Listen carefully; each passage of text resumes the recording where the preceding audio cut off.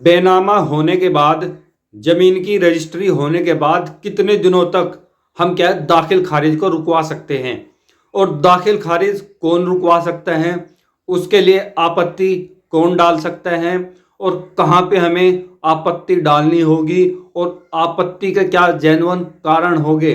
इन सभी सवालों का जवाब दोस्तों आज मैं आपको इस वीडियो में देने जा रहा हूं।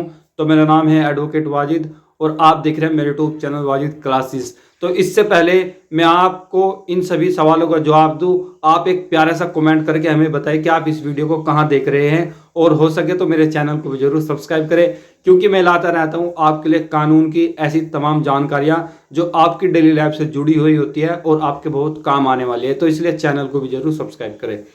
तो दोस्तों आज का हमारा टॉपिक है कि दाखिल खारिज को कितने दिनों तक रुकवाया जा सकता है, कौन रुकवा सकता है, उसके लिए आपत्ति कौन डाल सकता है, आपत्ति कहां डाले, और दाखिल खारिज को रुकवाने के लिए आवेदन कहां करें। इन सभी सवालों का जवाब आज हम इस वीडियो में जानेंगे। मान लीजिए दोस्तों आज किसी जमीन की रजिस्ट्री हुई, बेनामा हुआ, तो उसके 30 से 35 दिन तक या 30 से 45 दिन के अंदर अंदर आपने क्या है उस बेनामे के खिलाफ, उस रजिस्ट्री के खिलाफ आवेदन करना होता है। अगर आपको ये लगता है कि ये जो रजिस्ट्री हुई है, ये जो बेनामा हुआ है, ये फर्जी है, ये डबल रजिस्ट्री हुई है, या इस पर पहले से ही लोन था, या इस पर किसी भी तरह का कोई विवाद चल रहा है और उसके बावजूद भी उस जमीन को बेच दिया जाता है और फिर उसका दाखिल खारिज होने वाला है, तो आप उस दाखिल खारिज को रुकवा सकते हैं, उस बेनामे रजिस्ट्री के खिलाफ जा सकते हैं। अगर आपको ऐसा लगता है कि ये रजिस्ट्री धोखे से हुई, या नंबर 2 से हुई, या फर्जी है, या डबल रजिस्ट्री है, किसी भी तरह का विवाद है, तो आप रजिस्ट्री होने के 30 से 45 दिन के अंदर अंदर क्या है उसके खिलाफ आपत्ति डाल सकते हैं। अब आपत्ति कौन डालेगा? देखिए, आपत्ति वो डालेगा जिसे उस रजिस्ट्री से प्रॉब्लम हो, उस रजिस्ट्री से दिक्कत हो। कैसे? मान लीजिए एक कोई प्रॉपर्टी है, उसमें कई सह खातेदार हैं, अब उनका कोई लीगल बंटवारा तो नहीं हुआ, और उनमें से एक सह खातेदार ने क्या है वो जमीन उनको बगैर बताए बेच दी है, बगैर बंटवारे के बेच दी है। अब बाद में उन दूसरों को पता चलता है कि यार ये तो जमीन बेच दी गई है उसने, तो अब क्या करेंगे, वो जो रजिस्ट्री हुई है और वो जो बेनामा हुआ है, वे लोग क्या उस रजिस्ट्री बेनामे के खिलाफ जाएंगे, तहसीलदार के यहाँ आवेदन करेंगे कि सर ये फला फला जो जमीन बिकी है ये धोखे से बिकी है, हम इस चीज़ के लिए तैयार नहीं थे, लेकिन हमारे एक सह खातेदार ने इसको बेच दिया है। ठीक है, तो तहसीलदार क्या करेगा, अगर आपके पास रीज़न जेन्युइन है तो उसको रजिस्ट्री को क्या आप कैंसिल भी करवा सकते हैं और उसका दाखिल खारिज नहीं होगा। तो दाखिल खारिज को अगर आपने रुकवाना है तो आपने आवेदन रजिस्ट्री के 30 से 45 दिन के अंदर अंदर करना होता है। अब कौन करेगा ये तो मैंने आपको बता दिया, जिसको भी आपत्ति होगी वही क्या है, जिसको भी ये लगता है कि उसकी ज़मीन है बेच दे किसी और ने, या उसका जो ज़मीन बिकी हुई है उसमें उसका भी हिस्सा था लेकिन उसको बगैर बताए उसको बेच दिया गया, वो भी क्या उसमें क्या आवेदन कर सकता है। अब आपत्ति के कारण क्या रहेंगे? देखिए, जो ज़मीन बिकी है वो उसकी डबल रजिस्ट्री तो नहीं हुई, या उस पर किसी तरह का कोई विवाद तो नहीं है, या उस पर किसी तरह का कोई लोन तो नहीं चल रहा, या उस पर किसी भी तरह का फर्जी बेनामा तो नहीं किया। अगर आपके पास युक्त यानी कि कोई ठोस रीजन है तो आप उस ज़मीन का जो बेनामा हुआ, जो रजिस्ट्री हुई, आप उसको भी कैंसिल करा सकते हैं। और जब वो कैंसिल हो जाएगा तो फिर दाखिल खारिज होने का तो कोई सवाल ही पैदा नहीं होता। ठीक है, और मान लीजिए आपने आपको बाद में पता चला कि वो टाइम भी ख़त्म हो चुका है, 30-35 जो 45 दिन का टाइम पीरियड मिलता है, और आज दाखिल खारिज करने के लिए आवेदन भी कर दिया गया जिसने ज़मीन खरीदी है उसकी तरफ से।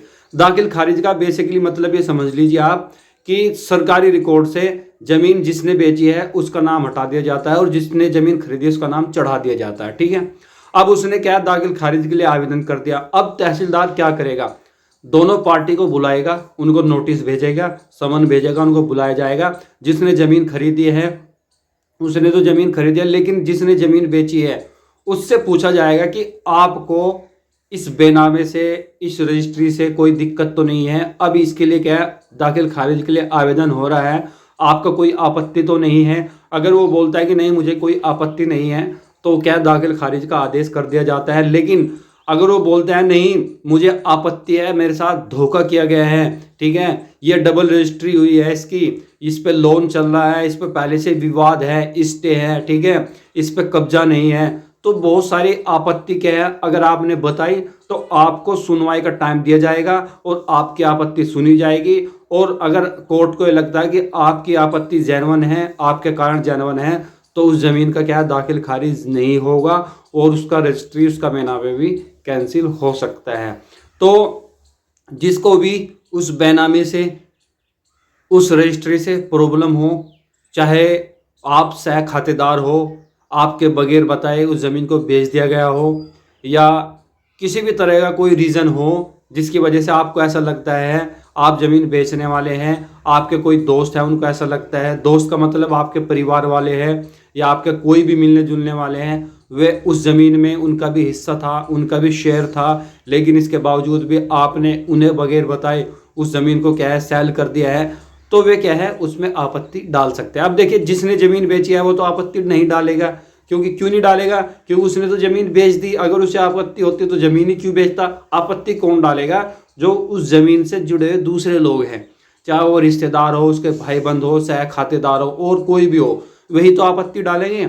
और अगर उनकी आपत्ति लगती है कि सही है, जेन्युइन है, तो दाखिल खारिज नहीं होगा। तो आपने करना क्या है, तहसीलदार में जाना है, तहसीलदार के यहाँ, और वहाँ पे अपनी आपत्ति क्या दाखिल करनी है, अपने रीज़न बताने हैं कि ये जो रजिस्ट्री फला आदमी ने की है, उसने रजिस्ट्री नंबर 2 से की है, नंबर 2 से ज़मीन बेची है, उसने इसकी डबल रजिस्ट्री कर दी है, इस पर तो पहले से लोन चल रहा है, इस ज़मीन पे तो पहले से क्या है डिस्प्यूट चल रहा है, विवाद है, तो उसका दाखिल खारिज भी नहीं होगा और उसका बेनामे भी कैंसिल हो सकता है अगर आपके पास सॉलिड रीज़न है।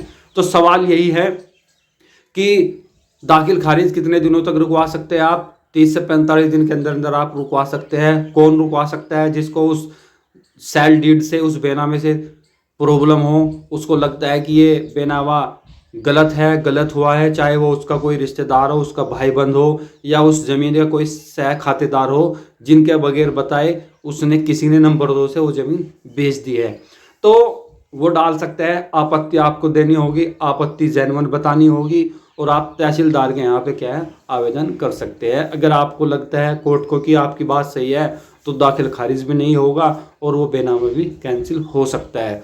तो ये बहुत सारी बातें हैं जो आपने ध्यान रखनी है। देखो जो ज़मीन बेच रहा है उसे तो कोई दिक्कत है ही नहीं ज़मीन बेचने से, न तो अगर उसे आपत्ति होती तो ज़मीन क्यों बेचता। आपत्ति उन्हें होगी जो उस ज़मीन से जुड़े हुए दूसरे लोग हैं, जिनका उस ज़मीन में हिस्सा है, जिनका उस ज़मीन से अभी बंटवारा नहीं हुआ, जिनका उस ज़मीन में अंश है। वो कोई भी लोग हो सकते हैं, भाई भी हो सकते हैं, ठीक है, बहन भी हो सकती है और आपके रिश्तेदार भी हो सकते हैं, सह खातेदार कोई भी हो सकता है। अगर आप भी उस ज़मीन में हिस्सा रखते हो और किसी ने, आपके सह खातेदार ने उसको बगैर बताए ज़मीन बेच दी नंबर 2 से, तो डेफिनेटली आप उसके लिए क्या आवेदन कर सकते हैं कि इसका दाखिल खारिज ना हो और इस बेनामे को भी क्या है कैंसिल कराया जाए।